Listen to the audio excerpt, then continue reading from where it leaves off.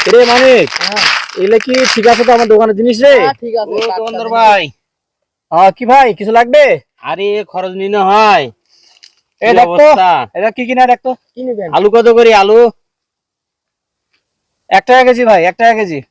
ওই আলু একটা চিমড়ে নাকছে আলু দেখি। আরে ভাই আলুটা দেখে নেন, আলু, দেখে আলু। নেন, একদম টাটকা আলু। আটানা করে দিব, দিলে দাও। কালকে- ভাই এই দামে কি আছে ভাই? কম তো, এই দামে না পাওয়া না যাবে? না, হলে দাও, না হলে না থাক ভাই। দিলে। মরিচ হইলে কত করি? মরিচ তো আপনার 200 টাকা, 200 টাকা কেজি এগুলা। এখন দাম বাড়ছে তো। ওরে বাপ রে বাপ, ওরে মরিচ 50 টাকা আরে ভাই এরা দেখেন, দেখেন মালগুলো দেখেন, মাল টাটকা, মাল টাটকা, মাল টাটকা। এই দেখেন টাটকা দাও, মাল। মরিচ 50 টাকা দাও।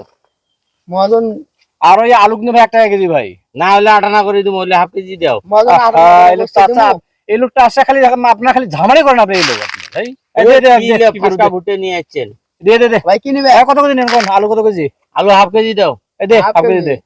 হ্যাঁ ওই হাফ কেজি আলু নিবে ধরে দামাদামি করেন ভাই। হ্যাঁ ভাই, হাফ কেজি কি টাকা নিবে না? ভাই ভাই কত তোমার নিবে? কাস্টমার আসলে দোকানদার মরবে। ওজন ঠিক আছে তো? দেখো তো কত খানি ওই কিন্তু অন্য দোকানে যা কিন্তু মাপি দেখি। এই দেখেন যা ইয়ার নেই, ব্যাগ ব্যাগ কোথায় ভাই তোমার?